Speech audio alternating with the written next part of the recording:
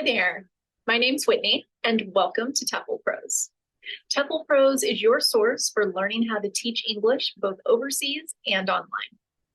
On today's call, I sat down with our recent grad, Javier, to hear all about his experience on our TEFLPros Plus course.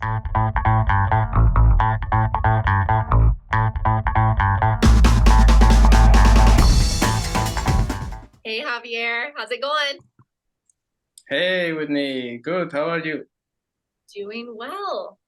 Big congrats on graduating from the course this week. Thank you. Thank you. Appreciate it.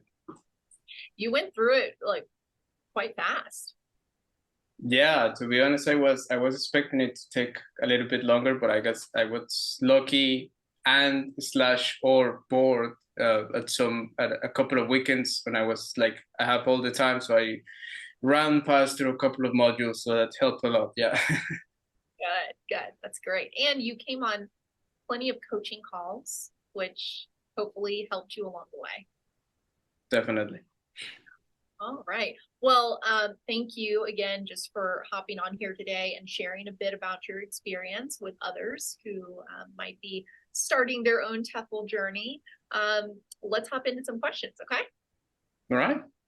All right. So if you wouldn't mind, Javier, share with folks a little bit about kind of your life before starting your TEFL certification. Sure. I'll try to be brief. I'm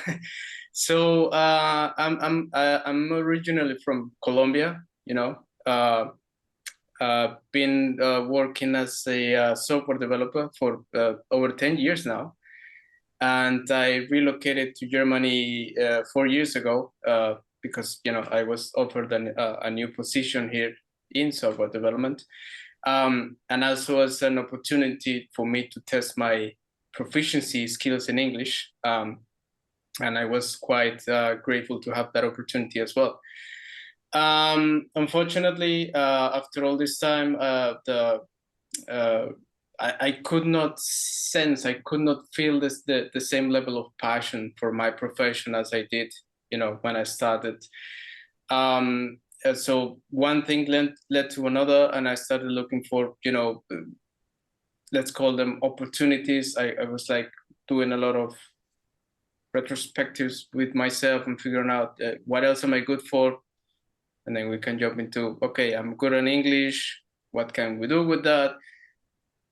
What do I need to do to take advantage of that? So a little bit of a research. Long story short, I came into this TEFL acronym, trying to figure out what it means as well.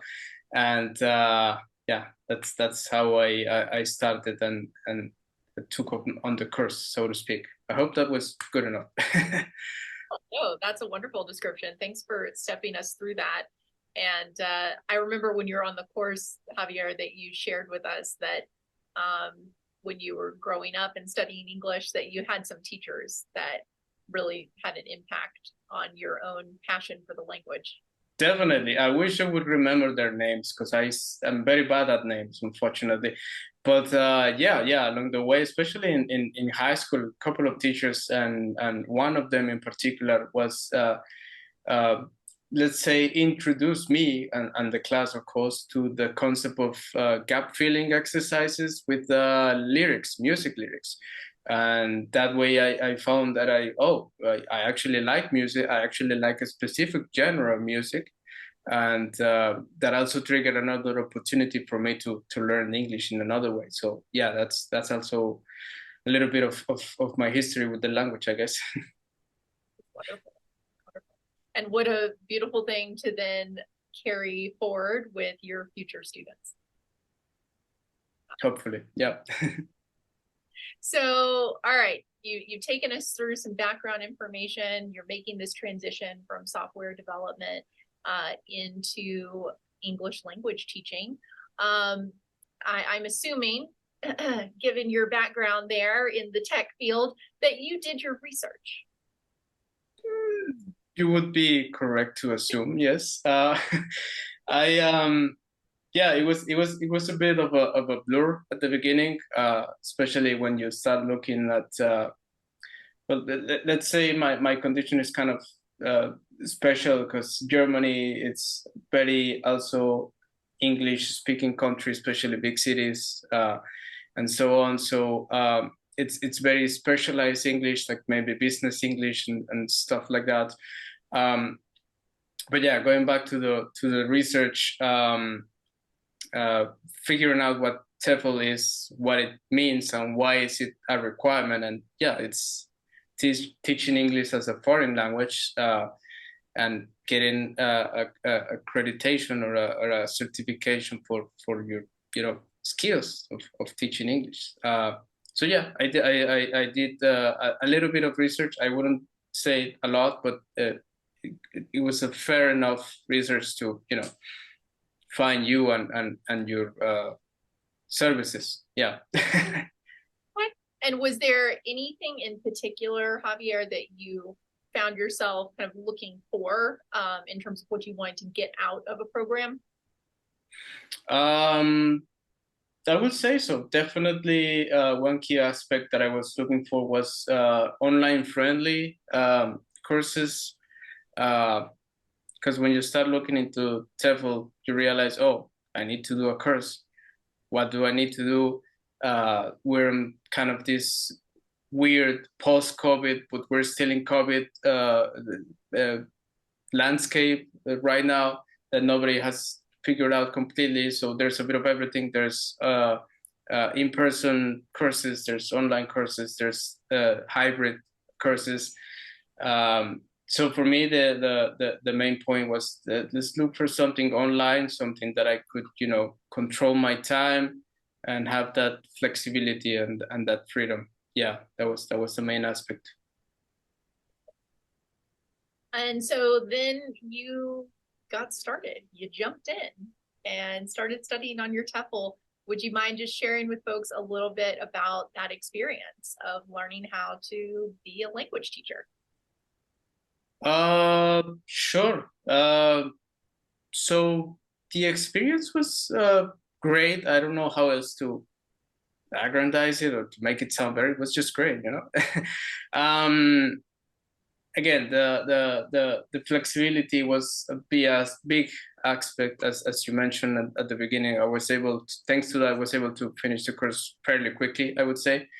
Definitely standouts of the course, having the observation guides, because when you start researching, and forgive me for going to the previous step for it, when you start researching, you start seeing pros and cons, and some people think that being on site is good because even if you have to maybe pay a little bit more or whatever, you can have the opportunity to be like not a mirror but a shadow, like a shadow for a teacher, and attend actual real life classes and then understand. And you're like, am I missing out? What's going on? Then you realize, no, the online course, at least this one, has observation guides, which is basically a video of the whole session recorded for us to, understand the actual classroom dynamics of a real lesson. So that's great. And again, I cannot highlight that enough. Of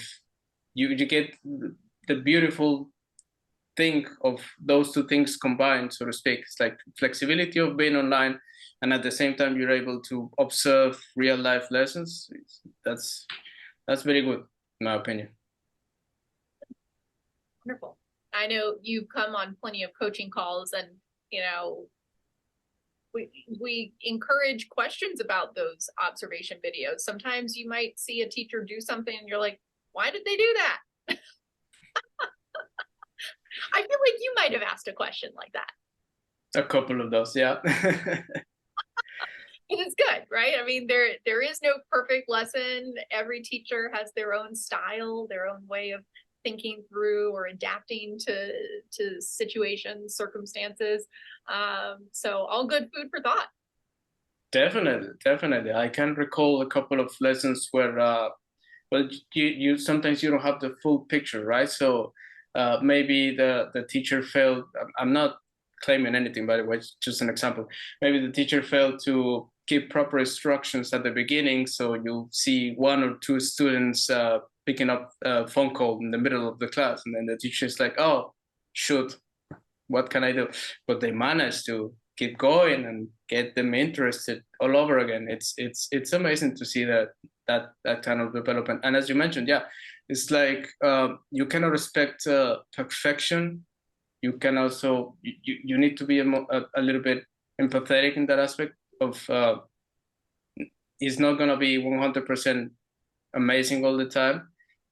Sure, you can definitely nitpick, and you can, that's also the purpose of the coaching calls that are also offer us as part of the course, for you to, realize and ask these type of questions and feel like, maybe I could have done this way or that way, would have been better, could have been worse.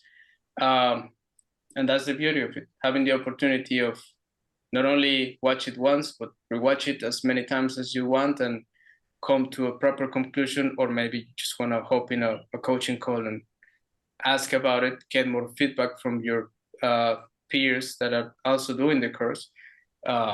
It's beautiful. I'm glad that has been a valuable part of the process for you. It's been wonderful having you on those calls.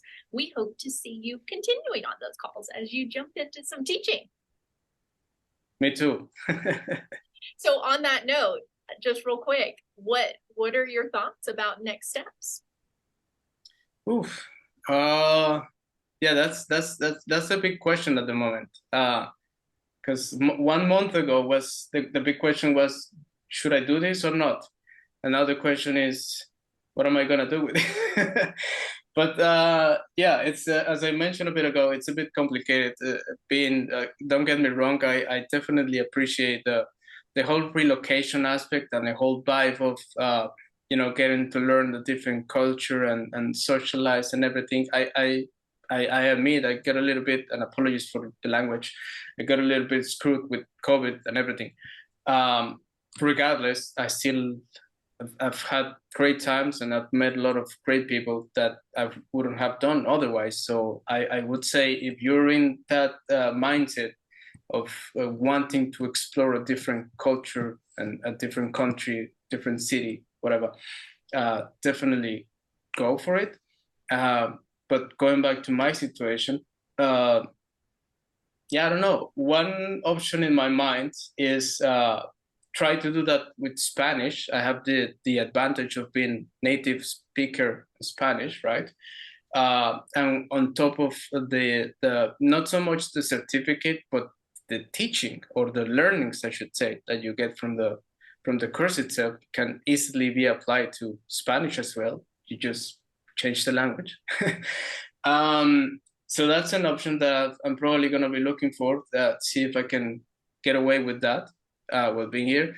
And the option B is, if nothing comes up and situation doesn't seem to go anywhere, I might go back home for a bit. And I know that, or I hope, I should say, that there will be more opportunities for me there, especially in English. Nothing is set in stone. It's the short version of that answer. So Javier graduated a couple days ago, guys. So just for perspective taking here, and he went through the course very quickly. So he's just now starting this transition into, okay, let's look at the possibilities out there. Yeah, I bring it to some coaching calls. Bring your research and questions to some coaching calls. I have a feeling there's a lot of potential out there. Whether you choose to stay in Germany or you choose to move back home. I love the idea of being flexible with the language as well, and possibly utilizing your TEFL for Spanish. You have a fellow participant, a fellow grad, I should say, who just started doing that a couple weeks ago, who's also bilingual, and he's teaching English and he's also teaching Spanish. So yeah, great for the two of you to kind of go through that experience together. All right, so before we hop off, any words of advice that you would offer to folks who are considering starting their own TEFL journey? I would say, like, look, and I said it previously, right? I was there. I was on the fence of whether to apply for the course or not, because it's, to be honest, and I hope Whitney doesn't kill me for this, but it's not only a time investment, but it's also a considerable economic investment, right?